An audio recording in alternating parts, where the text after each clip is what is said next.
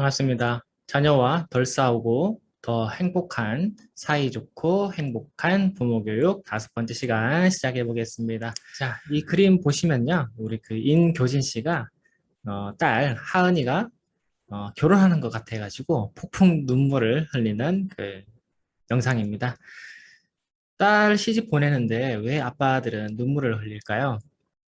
여러 가지 의미가 있겠지만 내가 사랑했던 대상이 나랑 멀어지는 거나 또는 나를 떠나간다 이런 생각이 들면 많은 분들이 아마 슬픔을 느끼실 겁니다.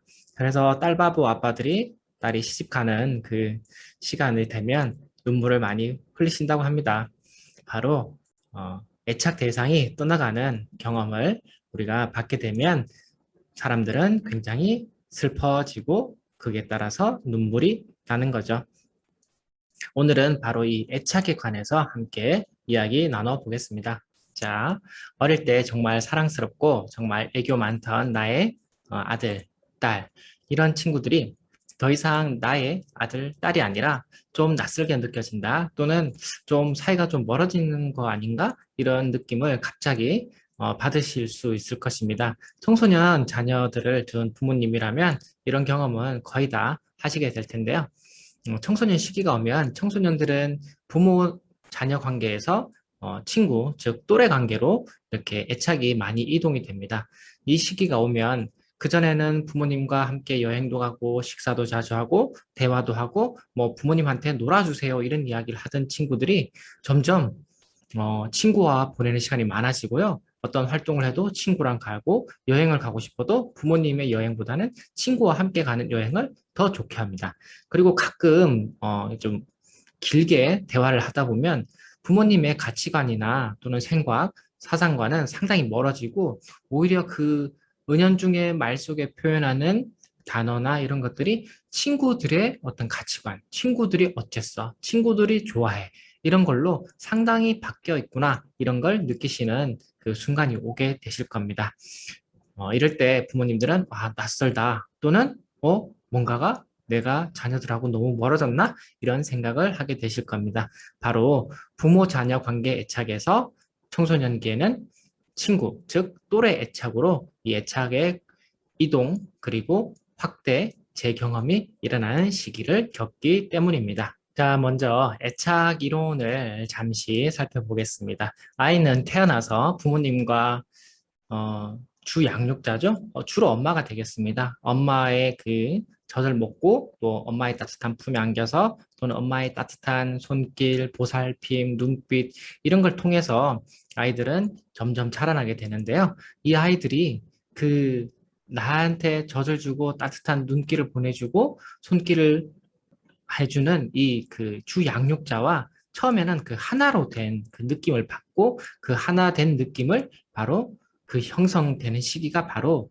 그 애착의 형성 시기가 됩니다. 이때 그 애착이 잘 형성되는 것을 보고 저희가 안정 애착이 형성되었다 이렇게 얘기합니다. 그렇지만 많은 분들이 바로 이 안정 애착을 형성하기보다 대부분은 좀 급작스럽게 임신을 한다든지 또는 아이를 원하지 않는데 임신을 하는 경우, 이런 경우를 맞닥뜨리게 되면 원치 않는 임신을 하게 되고 또 원치 않는 출산으로 이어질 경우 아이에 대한 부정적인 감정이 많이 남아있게 됩니다. 그래서 아이를 대하는 태도가 부정적인 태도를 대할 수 있고요.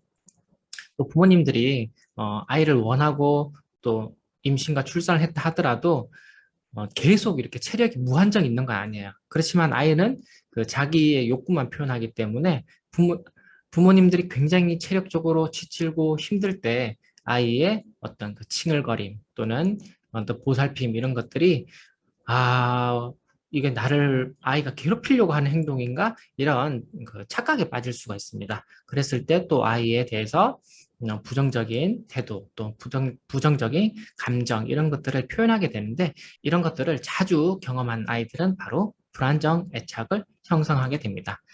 불안정 애착에는 그세 가지 유형이 있습니다. 첫 번째는 회피형인데요. 이 회피형은 원치 않는 아이일 경우 가장 많이 형성이 된다고 이렇게 이해하시면 됩니다. 아이가 울거나 칭얼거릴 때 부정적인 태도와 부정적인 어떤 감정을 보이게 되면 아이는 점점 나를 거부하고 밀어내려고 하게 되죠. 그래서 아이가 애착 형성을 회피 또는 거부형 애착을 형성하게 됩니다. 그리고 두 번째는 양가 감정형인데요. 이것은 부모님이 아이에 대해서 양가 감정을 많이 느껴서 그렇습니다. 양가 감정이라는 건 어떨 때는 사랑했다가 어떨 때는 좀 싫어했다가 이런 것들이 왔다 갔다 하는 거죠. 그래서 아이들도 부모님의 그 양가 감정을 그대로 느껴가지고 사이가 멀어지며 울고불고 해서 나한테 와 이런 신호를 주고 또 사이가 가서 안아주고 뽀뽀하고 하면 이제 나 필요 없으니까 멀리 가줘 이렇게 해서 또 저항하고 이렇게 해서 양가 저항형의 애착 형성을 하게 됩니다. 그리고 혼동형 애착은 회피 거부형 애착도 아니고요. 또 양가 저항형 애착도 아닌 정말 어디 범주에도 넣기 힘든 그런 애착을 유형을 보이는 아이들이 바로 혼동형 애착이 되겠습니다. 아동기의 애착은 인생 전반에 걸쳐서 인간관계를 형성하고 사회 활동을 하는데 굉장히 지대한 영향을 미치게 됩니다. 그렇기 때문에 부모님들께서는 나와 자녀의 애착 관계를 먼저 점검해 보실 필요가 있습니다. 물론 이제 그 안정 애착을 형성했다. 이랬을 경우 정말 다행이고요. 내가 좀 아쉽게도 불안정 애착을 형성한 것 같다. 이러신 부모님들도 조금 마음에 어려움은 좀 있으시겠지만 한 번 더 새로운 기회가 오는 시기가 바로 이 청소년 시기입니다. 이 청소년 시기에는 아이들이 그 애착이 부모 자녀 애착에서 또래 애착으로 이동 확대 그리고 재경험을 하는 시기이기 때문에 이 시기에 부모님들이 다소 불안정 애착을 경험했다 하더라도 다시 한번 그 안정 애착으로 이렇게 바뀔 수 있는 기회가 왔으니까요. 이 기회를 한번 잘 되살리면 좋을 것 같습니다. 불안정 애착을 경험한 어린 아이들은 청소년기에 와서도 또래 관계를 할 때 불안정 애착 그 유형을 그대로 따라서 인간관계를 맺으려고 하는 경향을 많이 보이게 됩니다. 즉, 회피 거부형 을 겪었던 아이들은 또래 관계에서 할 때도 친구들 사이에서 이렇게 쏙 들어가지 못하고 그 주변을 이렇게 맴돌고 좀 이렇게 겉도는 느낌의 어떤 그런 인간관계를 유지하려고 합니다. 쉽게 얘기해서 다른 친구들이 우리 자녀를 이렇게 왕따시키는 게 아니라 내가 스스로 나를 고립시키고 내가 스스로 나를 이렇게 따돌려서 무리에 못 들어가는 이런 형태를 보이게 되는 거죠. 그리고 양가 저항형을 경험한 이런 청소년들은 친구 관계에 집착과 그리고 거리를 두는 것을 이렇게 반복적으로 합니다. 친구가 나를 좀 멀리 하는 것 같으면 다가가서 너 왜 날 밀어내? 너 왜 나한테 잘 안 해줘? 이렇게 하고 집착을 하게 되고요. 반대로 그 친구가 또 나를 좋아해서 막 함께 놀자 그렇게 하면 너 왜 나 이렇게 귀찮게 해? 나 너 싫어. 이렇게 해서 밀어내는 이런 그 애착의 패턴을 보여주게 됩니다.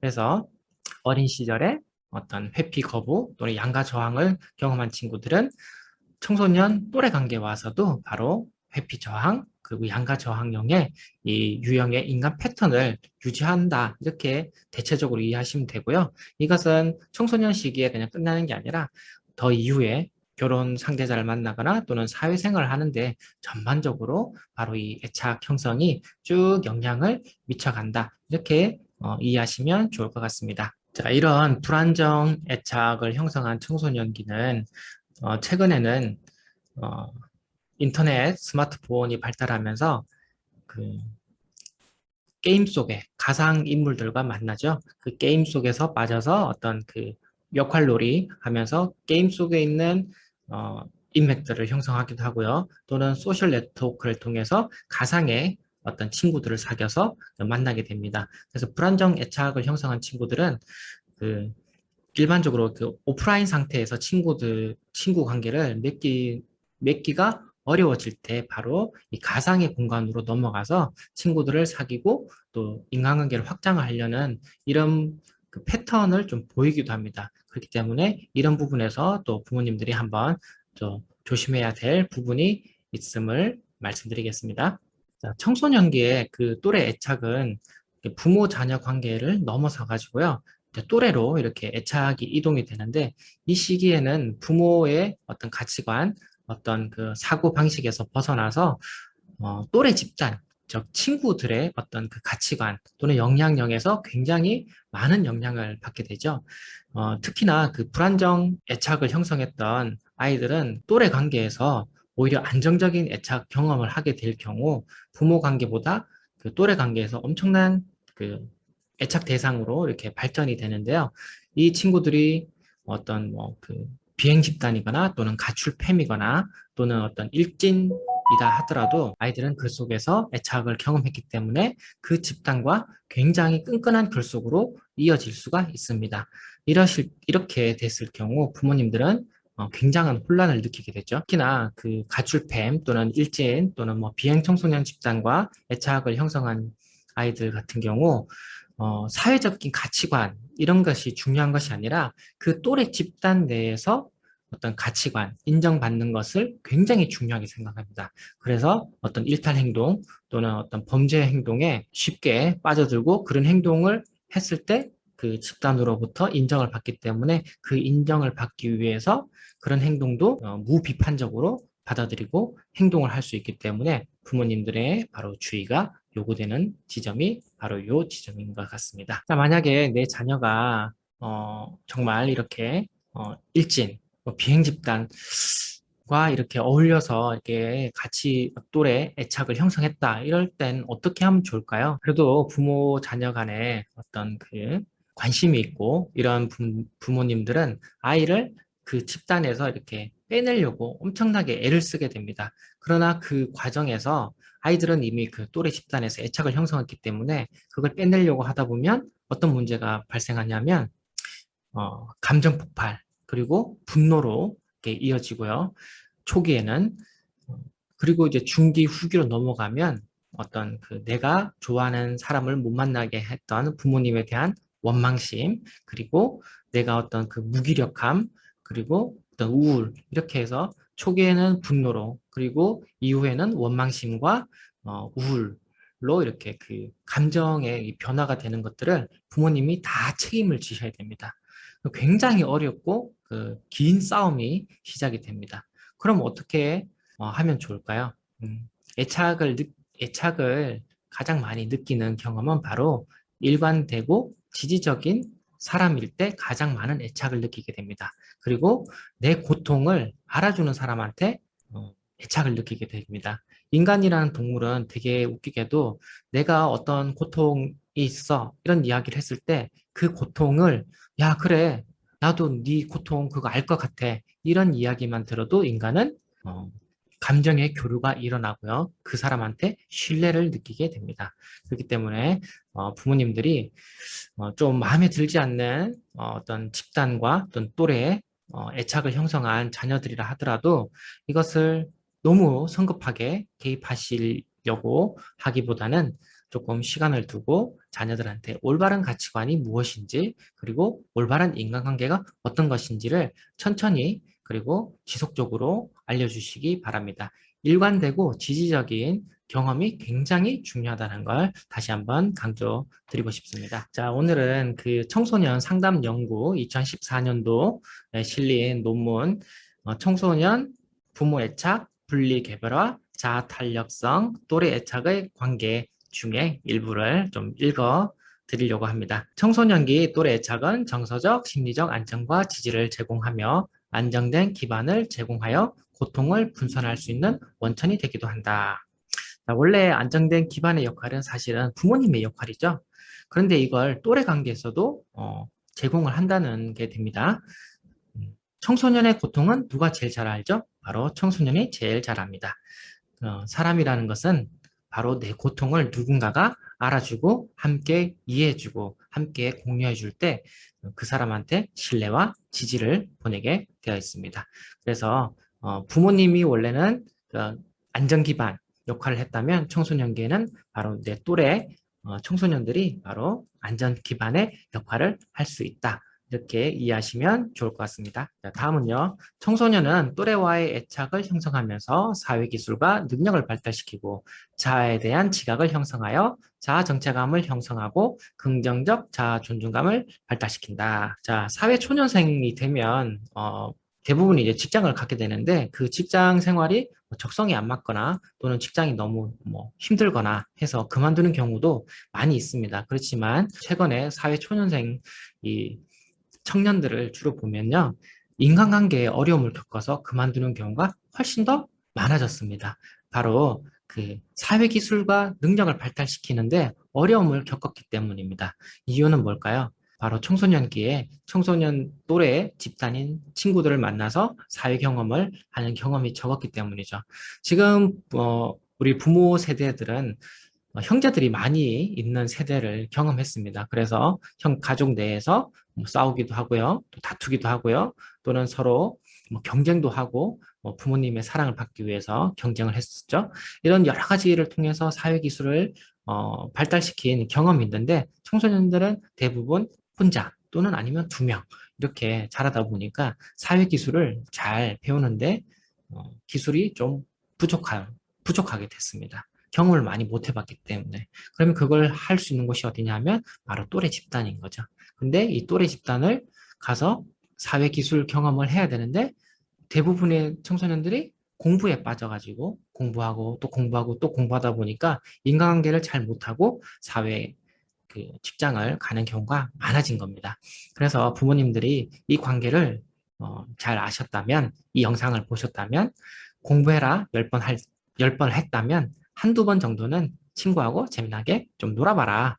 이런 이야기도 같이 섞어서 꼭 해주셔야 될 것 같습니다. 유아 시기에는 초기 양육자와 부적응적인 관계를 경험하여 애착 패턴이 불안정하더라도 청소년기에 일관되고 지지적인 또래 관계를 경험할 경우 애착 패턴이 안정적으로 변할 수 있으며 과거 양육자와의 관계 경험을 재해석할 수 있게 된다. 이게 무슨 말일까요? 자, 자기를 낳아준 그 부모와는 설사 그 불안정 애착을 형성했다 하더라도 바로 이 청소년 시기에 오면 다시 그 애착 경험을 다시 재경험을 하면서 어린 시절에 그 경험했던 것들을 되돌려 볼 수 있는 그런 시기가 온다는 거죠. 그래서 정말 슬프지만 부모님과의 불안정 애착이었지만 청소년 이 또래를 잘 만나서 안정적인 애착이 되면 그 안정적인 애착이 부모 애착 관계에도 다시 적용이 될 수 있다라고 설명드릴 수 있습니다. 여기서 가장 중요한 건요. 앞서 말씀드렸지만 지지적이고 일관된 자세가 굉장히 중요합니다. 자, 오늘은 부모, 자녀 애착 관계, 유아기 때 애착과 그리고 청소년기 애착이 어떻게 변하는지 한번 살펴봤습니다. 가장 중요한 바로 부모의 역할은 지지적이고 일관된 태도를 가지고 자녀들의 그 고통을 또는 자녀들의 어떤 어려움을 함께 공감해주는 역할이 가장 중요하다고 말씀드릴 수 있습니다. 또한 친구들 사이에서 공부만 하는 게 아니라 친구들과 어울려서 사회관계 기술도 함께 발전시킬 수 있는 중요한 시기가 바로 이 청소년 애착 시기니까요. 부모님들께서는 이 점을 꼭 염두에 잊지 마시고 청소년들이 건강하고 행복한 사회인으로 커나갈 수 있도록 항상 일관된 자세 그리고 지적인 태도를 잊지 마시고 자녀들의 사회관계가 점점 성숙하고 발전할 수 있도록 많은 응원 부탁드리겠습니다. 감사합니다.